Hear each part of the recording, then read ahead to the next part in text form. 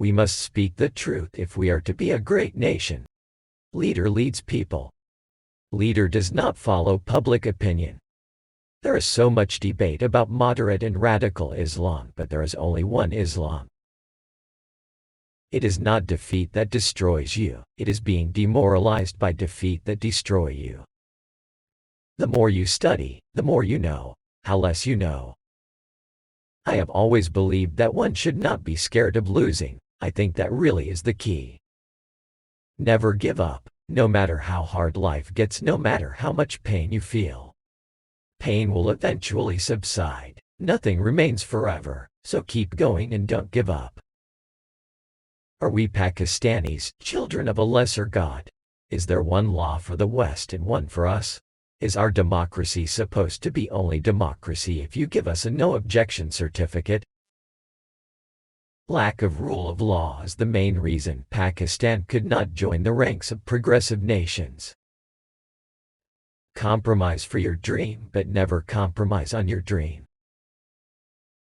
Crime should not pay, it must be punished.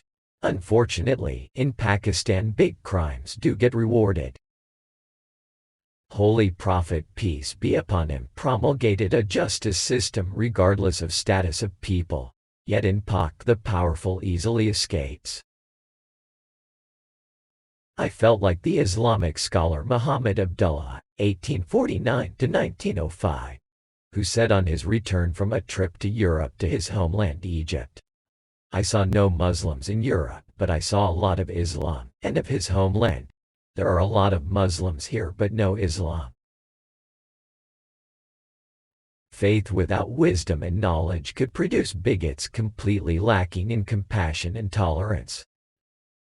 When I was older, I found Iqbal's work hugely inspirational. He argued against an unquestioning acceptance of Western democracy as the self-governing model, and instead suggested that by following the rules of Islam a society would tend naturally towards social justice, tolerance, peace and equality. Iqbal's interpretation of Islam differs very widely from the narrow meaning that is sometimes given to it. For Iqbal, Islam is not just the name for certain beliefs and forms of worship. The difference between a Muslim and a non-Muslim is not merely a theological one, it is a difference of a fundamental attitude towards life. Certain folks start playing sin card despite having ravaged the life of the common Sindhi.